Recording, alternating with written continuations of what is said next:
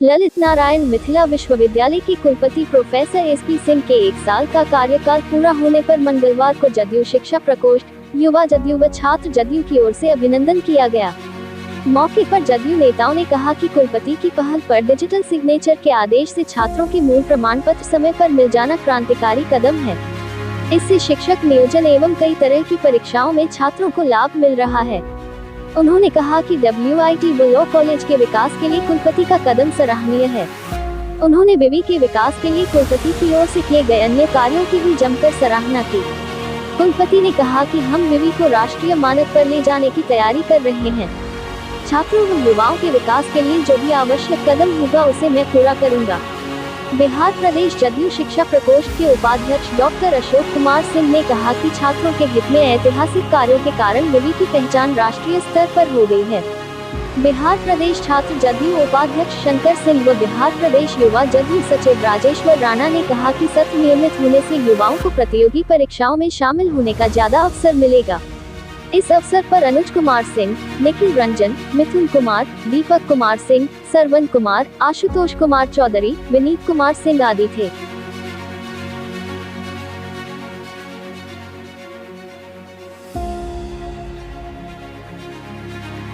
आपका फलाफल मिला, विश्वविद्यालय को काम किया है, सर्वांगीण विकास की तरफ कोशिश की है,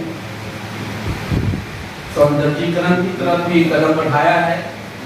ऐसी बात है, देखिए किया है वो लिस्ट आपको हमने दे दी है। बेसिकली विश्वविद्यालय के इस पूरे 1 वर्ष में जो छात्र हित के काम हैं, शिक्षक हित के काम हैं, शिक्षकेतर कर्मचारी के हित के काम हैं, जो सेवानिवृत्त शिक्षक हैं या शिक्षकेतर कर्मचारी हैं, उन सबके हितों को नंबर 1 पर रख करके, प्राथमिकता पर रख करके विश्वविद्यालय ने काम किया है। और उससे बड़ा काम जो एकेडमिक इनरिचमेंट का है, रिसर्च का है, क्लासरूम टीचिंग का है, लाइब्रेरी फैसिलिटी प्रोवाइड करने का है, उस दिशा में काम हो रहा है विश्वविद्यालय। और जो लाइब्रेरी का अपग्रेडेशन है उसमें बहुत तेज़ी के साथ एक काम करने हम जा रहे हैं, क्योंकि फिजिकल बिल्डिंग को तैयार करा लिया गया है।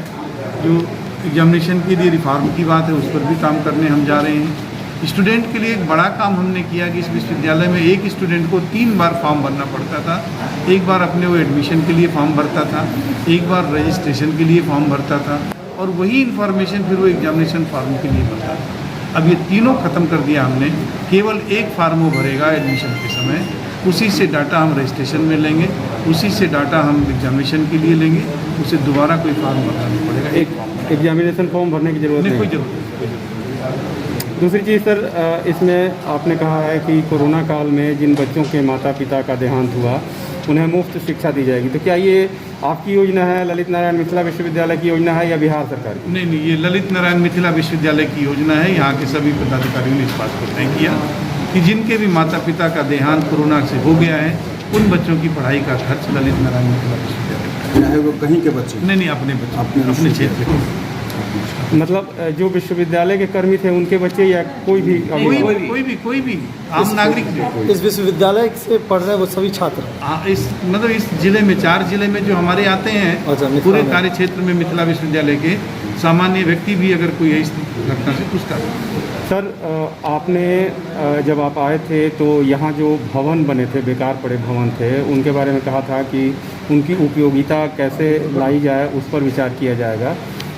1 साल बीत गया, उस संबंध में क्या हुआ है? क्योंकि भवन की कमी अभी भी आप बता रहे थे कि भवन की कमी है, कैसे उसमें क्या बातें आगे बढ़ी? देखिए, बहुत संक्षेप में अगर आपसे मैं कहूँ तो 4 फैकल्टी को हमने उस कमरे को अलॉट किया था जो उनके लिए रहने का बंगला बना हुआ है, भवन बना हुआ है, लेकिन चारों ने उसे अलॉट तो करा लिया, जाने के लिए कोई नहीं तैयार हुआ, यानी कोई पोजीशन लेने के लिए उसमें नहीं तैयार है। जो क्वालिटी उसका है, जो उसका भय बना हुआ है, एक भी भवन जो जांच रिपोर्ट में मेरे पास आया है वो प्रयोग लायक नहीं है। तो ये माना जाए कि वो करोड़ों रुपए बेकार चले गए?